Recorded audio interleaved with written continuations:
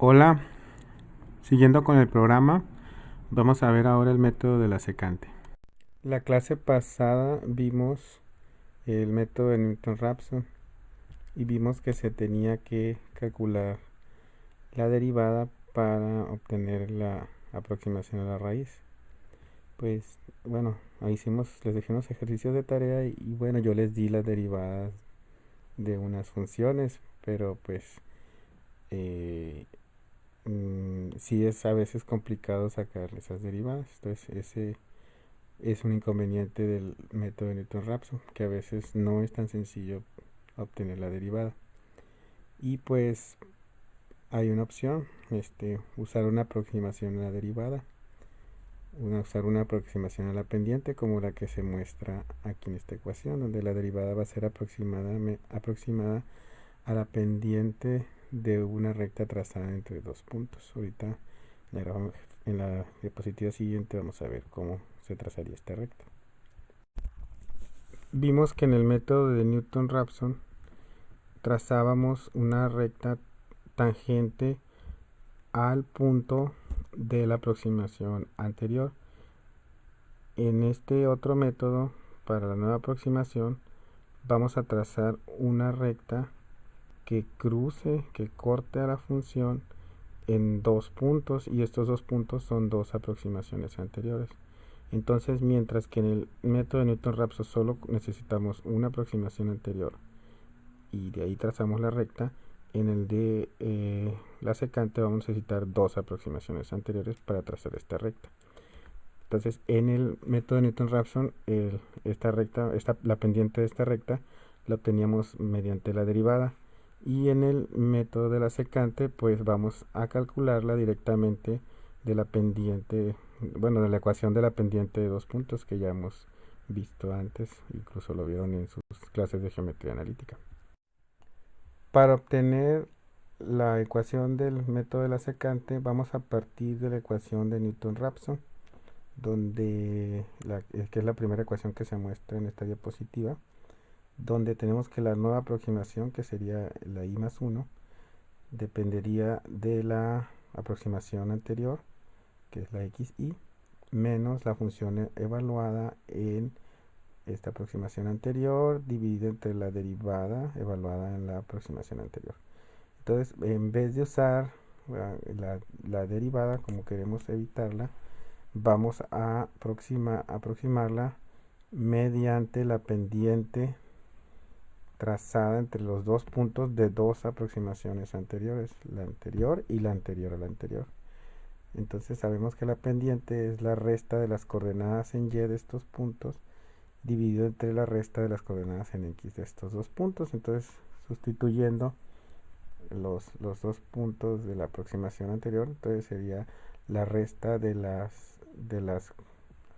función evaluada en la aproximación anterior a la anterior menos la función evaluada en la aproximación anterior dividida entre la resta de la aproximación anterior a anterior menos la aproximación anterior.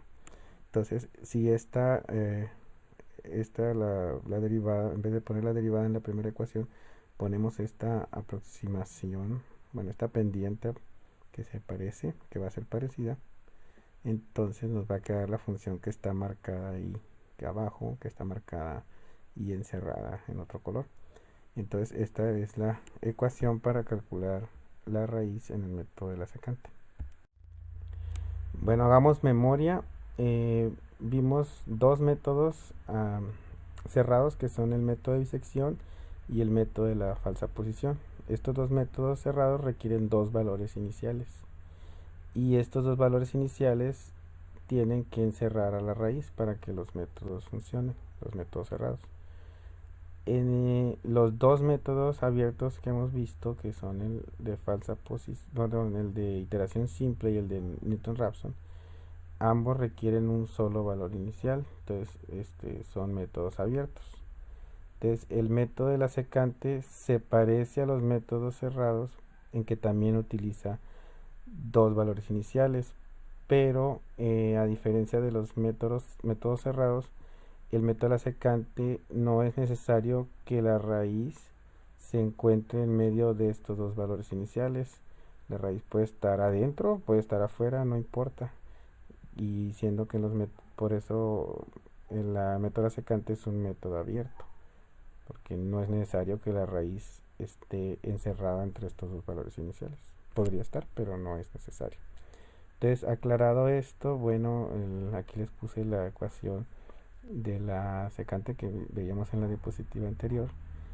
Entonces aquí ponen i más 1, i que sería el valor anterior, y el x i más 1 que sería el valor anterior. Entonces esta les voy a cambiar de nomenclatura. El x i más 1 le vamos a llamar la nueva aproximación, y el x i le vamos a llamar la última aproximación, y el x i menos 1 la penúltima. Recuerden que penúltimo significa el anterior al último. Entonces, en vez de usar esa nomenclatura, pues yo les puse esta ecuación acá abajo, donde se hace la sustitución. Entonces, la nueva aproximación va a ser igual a la última aproximación menos la función evaluada en la última aproximación multiplicada por la resta de la penúltima y última aproximación dividido entre la función evaluada en la penúltima y la última aproximación. Entonces, ustedes pueden usar la de arriba o la de abajo, como quieran. A mí se me hace más fácil. Me hago menos bola con la ecuación de abajo. Nada más tengo que recordar pues la última y la penúltima aproximación y la función es evaluada en estas dos. Vamos a hacer este ejemplo para ver cómo funciona el método o cómo se realizan los pasos. Nos van a dar dos valores iniciales que corresponden al x menos 1 y el x0. Fíjense en la enumeración negativa. El menos 1 indica que es el penúltimo valor y el 0 que es el último. De tal manera que la primera aproximación será la x1. Vamos a realizar 4 iteraciones y calcular los errores aproximados, y como en este caso nos están dando el valor verdadero de la raíz, también podemos calcular el error verdadero. Aquí está la solución que hice con mi calculadora. Al inicio tenemos que el renglón marcado con i igual a menos 1 corresponde con la penúltima aproximación, y el renglón marcado con i igual a 0 corresponde a la última aproximación. Sustituimos en la ecuación de la secante para obtener la nueva aproximación. Debajo de la tabla les puse cómo se sustituyen los valores en la ecuación de la secante, y el resultado lo vamos a colocar en el renglón correspondiente a la i igual a 1. Pues en realidad esta es nuestra primera aproximación. Luego calculamos los errores y continuamos. Ahora en nuestra segunda aproximación, que será correspondiente a x2, la última aproximación será la x1 y la penúltima la x0. Fíjense que solo se toman los dos últimos valores. El de x menos 1 ya no interviene en el cálculo de x2. Y así, cuando calculemos x3, x2 va a ser el último y x1 va a ser el penúltimo. Ya no va a importar el x0 ni el x menos 1. Les voy a pedir que realicen este ejercicio en su cuaderno, y si no les dan los mismos resultados, pues consulten conmigo o con sus compañeros. Es muy importante que lo hagan en este momento para que sepan cómo resolver la tarea que les voy a dejar. Y bueno, aprovechando esto de las tareas, quiero hacer un paréntesis. Desde el inicio del semestre les he estado dejando tareas y me las entregan. Yo pienso que sí las están haciendo o sí están compartiendo información y están entendiendo. Y eso quiero pensar, pero en el examen que revisé, pues parece que hay gente que no ha entendido bien. Entonces es importante que estén haciendo los ejercicios y las tareas, y si están usando, preguntando a sus compañeros, es importante que las entiendan, porque en el examen pues van a estar solos. Entonces pónganse truchas ahí. Con respecto al algoritmo, pues como es un método abierto, va a ser el mismo algoritmo que el de Newton-Raphson y el de iteración simple. La diferencia con los otros dos pues va a ser que vamos a tener que guardar dos valores anteriores, o sea, el último y el penúltimo. Entonces, esa va a ser la única diferencia. ¿Se acuerdan que en los otras en los otros métodos siempre guardamos el valor anterior, pero ahí lo estábamos guardando para calcular el error aproximado? En este pues vamos a tener el anterior y el anterior al anterior, o lo pueden llamar el último y el penúltimo para que corresponda con la nomenclatura que les puse aquí. Y bueno, las precauciones pues tienen que fijarse que el denominador no se haga cero, igual que en el de Newton-Raphson. No sé si cuando vieron la ecuación de la secante les haya recordado a la ecuación de la falsa posición. Bueno, pues si no se dieron cuenta, pues dense en cuenta ahora. Si le puse aquí las dos ecuaciones, la de la secante y la de la falsa posición.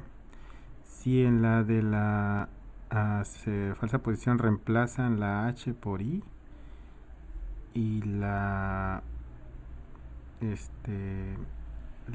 L por i menos 1, les va a quedar la misma ecuación. Entonces, tanto la falsa posición como la secante utilizan la misma ecuación para aproximar la raíz. A pesar de que los dos métodos utilizan la misma ecuación para obtener la aproximación a la raíz, la diferencia entre ellos va a radicar en la manera en cómo la nueva aproximación reemplaza a las anteriores. Recordemos que el método de la falsa posición, al ser un método cerrado, la nueva aproximación va a reemplazar uno de los dos intervalos, ya sea el XL o el XH, dependiendo en dónde esté el cambio de signo, porque se tiene que asegurar que en el intervalo quede encerrada la raíz. Y pues en el método de la secante, como no es necesario que las dos aproximaciones anteriores se aproximen a la raíz, la sustitución siempre se hace, la nueva aproximación siempre va a reemplazar a la última, y la última va a reemplazar a la penúltima, y las demás se van a ir desechando. Entonces, esa diferencia de cómo se sustituyen las raíces es lo que hace la diferencia entre los dos métodos, que hace que uno sea abierto y el otro sea cerrado. Finalmente, aquí tenemos una comparación de los errores de los diferentes métodos que hemos visto. Para esto se utilizaron los cuatro de los métodos para buscar la raíz de la misma ecuación de f de x igual a e a la menos x menos x. En el eje horizontal se tiene el número de iteraciones, y en el vertical el error para ese número de iteraciones para los diferentes métodos. Entonces, esto significa que esta es una gráfica del error en función del número de iteraciones. Y bueno, entre más inclinada esté la pendiente de la gráfica, significa que el método es mejor, porque va a lograr un error más pequeño con menos iteraciones. Y pues es fácil ahí distinguir que el método que tiene mejor desempeño es el de Newton-Raphson, luego el de la secante, y bueno, estos dos son métodos abiertos, y luego viene los métodos cerrados, que son el de la falsa posición, y a lo último, con el peor desempeño, el método de la bisección. Y bueno, esto es todo por esta presentación, y pues véanla, estudienla. Si tienen dudas, no duden en preguntar.